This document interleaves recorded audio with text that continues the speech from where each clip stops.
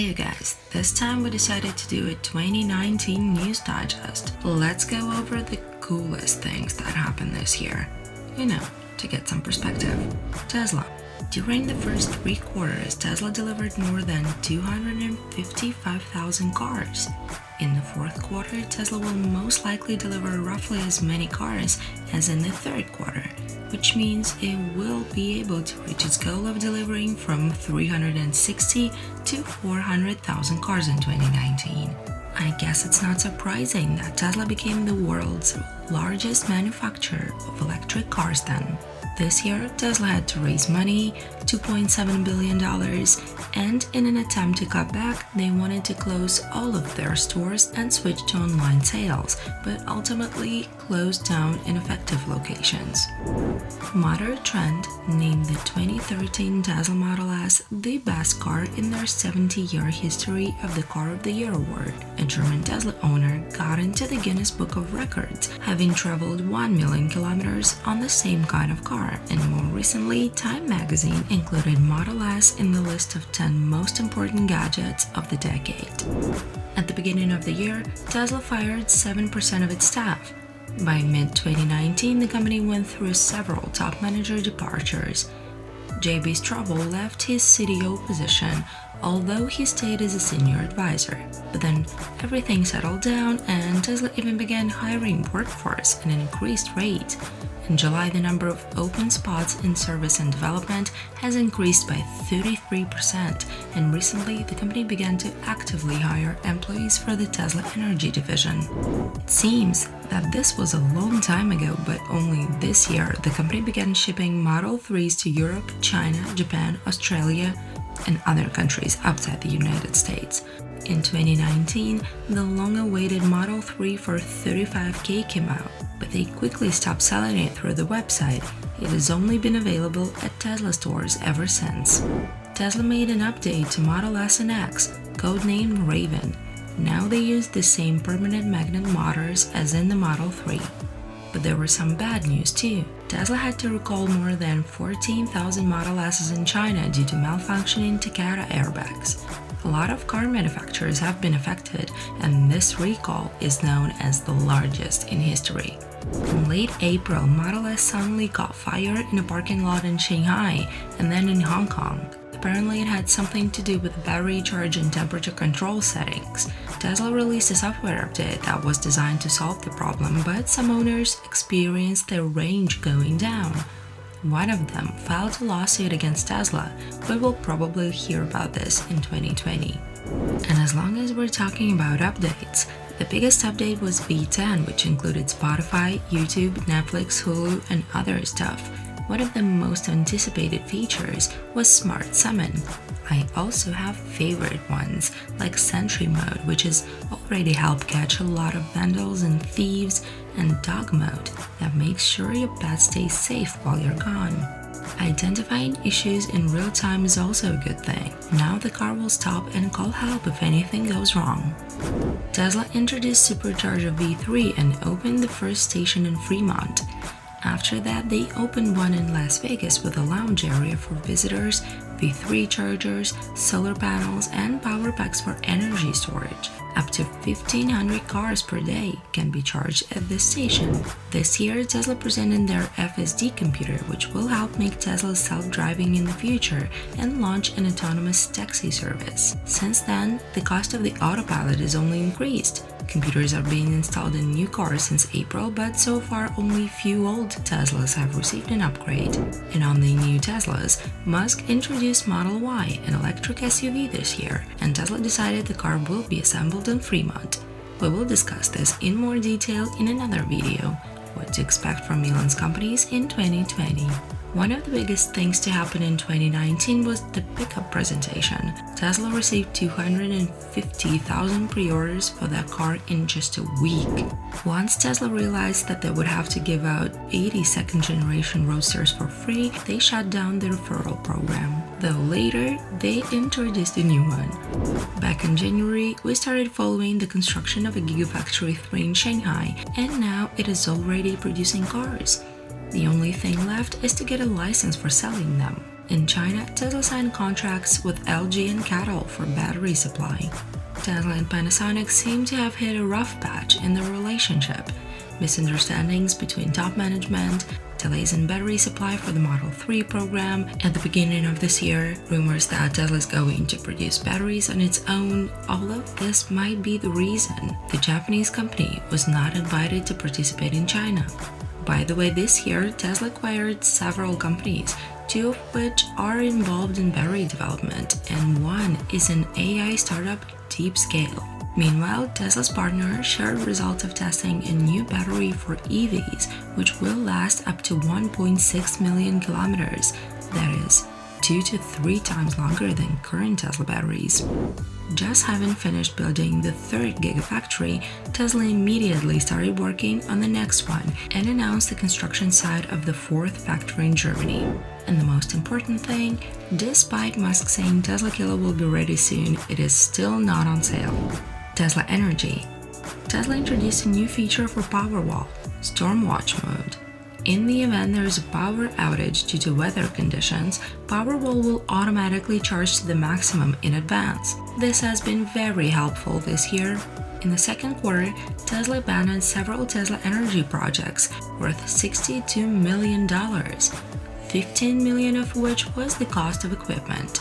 But there are new successful projects too. Tesla introduced Megapack, an energy storage system the size of a transport container. One unit has a capacity of up to 3 megawatt-hours, which is about 14 times more than the Powerpack.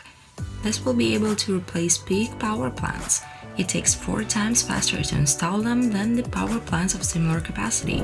In June, Tesla slid to 3rd place in solar system sales. Musk promised to devote more time to the energy division, and as a result, Tesla did interesting things. First, they simplified the process of ordering solar panels.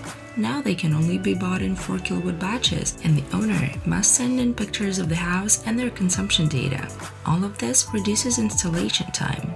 Second, the company launched a subscription service for solar. Depending on the size of the system, you will pay from $50 to $200 a month and use solar energy whenever you need to. Tesla's also released a 3rd version of its solar roof called Solar Glass.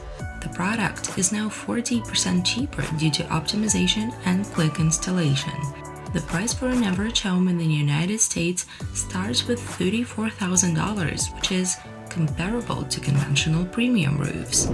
Tesla Energy also had several major energy storage projects this year, such as installing 234 Powerpacks as backup power on Nantucket Island in the United States. This year, Tesla had to deal with the fact that solar panels, which were inherited after acquiring SolarCity, may have a potentially defective part from one of the suppliers.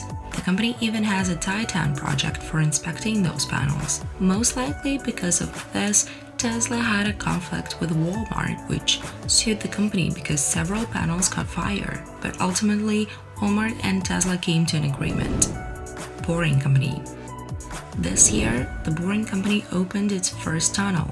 The administration of the Las Vegas Convention Center apparently liked what they saw and decided to go with the Boring Company for a project to connect different buildings of the center. Construction has already begun. It will cost about $50 million. The project includes 3 underground passenger stations, an underground pedestrian crossing, and 2 transport tunnels, 1.5 kilometers in length. This is the company's only commercial project. Oh, and they also raised $120 million from outside investors. And finally, if you don't drink and Teslaquila did not disappoint you, what about the boring candy? We're still here, waiting. Elon Musk, OpenAI. We rarely talk about OpenAI because in 2018 Musk gave up his seat on the board due to potential conflict of interest with Tesla, but here's some news from the interesting company. In 2019, OpenAI announced the creation of GPT-2 neural network that generate text so successfully that publishing the source code was considered dangerous. They use the same algorithm to create MuseNet, a neural network capable of creating music using 10 instruments. They also taught 2 neural networks how to solve a Rubik's Cube using a robotic arm, and back in April, anyone could challenge their Dota 2 bot. In July, Microsoft invested $1 billion in OpenAI to support the development of AGI. Companies will work together on AGI on the Microsoft Azure platform. Neuralink. Neuralink found a way to quickly implant electrodes into the brain and presented their work. The project is super interesting, and there's little to no news about it, so if you missed a presentation, we highly recommend watching it. Musk spoke a little more about Neuralink in a recent podcast with Lex Fridman. Hyperloop. SpaceX is still hosting the annual Hyperloop student team competition. As part of the competition, you need to accelerate your pod to maximum speed and brake on a 1.28 km test track. In 2018, the war team from Munich won. They were able to reach a speed of 457 km an hour. In 2019, the team introduced the pod that was 8 kilograms lighter and was about to accelerate to at least half the speed of sound, but they ended up only slightly breaking their last record, reaching a speed of 463 km an hour. However, they still won. SpaceX. In 2019, SpaceX successfully completed 11 Falcon 9 and 2 Falcon Heavy missions. In one of the Starlink missions, SpaceX managed to reuse the booster for the 4th time and reuse the fairing that had previously been fished out of the water. The US Air Force has certified Falcon Heavy for national security programs, but the work is never done. The rocket is still not certified for the most commonly used orbits. NASA and SpaceX received an Emmy Award in the Outstanding Interactive Program category for covering the flight of Crew Dragon to the ISS during a demo mission. In April, as a result of a preliminary test of the emergency rescue system, an anomaly occurred and the Dragon was partially destroyed. Naturally, the crewed mission was postponed. SpaceX also conducted an unsuccessful test of the ship's parachute system. During the test, one parachute wasn't deployed intentionally in order to simulate its failure, while the other 3 simply did not work and the test structure fell to the ground. SpaceX ended up changing the supplier. Anyway, the Crew Dragon IFA test will take place in January 2020 and the crewed launch will follow. This year, we'll learn that water towers can fly. Starhopper's 150-meter hop was successful and amazing. Remember, at the beginning of the year, there was still talk about whether it is a good idea to make Starship from stainless steel, and now Musk made a car out of it too. The steel was also hardened in battle. During one of the fire tests, Starhopper caught fire but remained intact. In general, there are 3 stages of the Starship project development, which in theory should take 2 to 3 years. SpaceX successfully passed the first stage, which included testing ground systems, engines, and refueling in small hops. The second step includes a 100-meter hop and up to a 3-kilometer hop. The third, a few hops up to 100 kilometers and landing. But when was Musk okay with waiting for 3 years? He even forced 2 different teams to assemble different Starship prototypes, one in Texas and the other one in Florida. SpaceX's plans to build a commercial spaceport in Boca Chica have changed, and instead there will be a test site for Starship. The LC-39A platform is also being upgraded for Starship and Super Heavy. By the way, if you did not watch the latest Starship presentation, you really need to set your priorities straight. In May, NASA chose SpaceX to design and manufacture a prototype for landing on the Moon as part of the Artemis program. The US Federal Communications Commission has accepted 20 new applications from SpaceX for 30,000 additional Starlink satellites. At first, the plan involved 12,000 satellites. After several launches, SpaceX already has the largest separate constellation of satellites in orbit. Elon was even able to send a tweet via Starlink.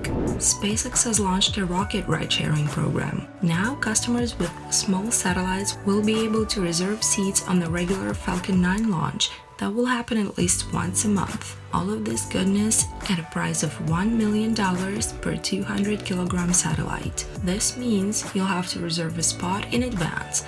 The closer the launch, the more expensive it will cost. Elon Musk. This year, Musk did PewDiePie's meme review with Justin Roiland from Rick and Morty. Then he did voiceover in this series for a character named Elon Musk, himself from another universe. He recorded a rap track for a gorilla and donated 1 million trees for a tree beard. He signed a $61 million mortgage for 30 years and agreed to no longer publish information on Tesla on social media without the prior lawyer approval. He won a case against a diver whom he called Pedo Guy and almost got hit with a lawsuit from Pablo Escobar's brother, who accused Elon of stealing his flamethrower idea.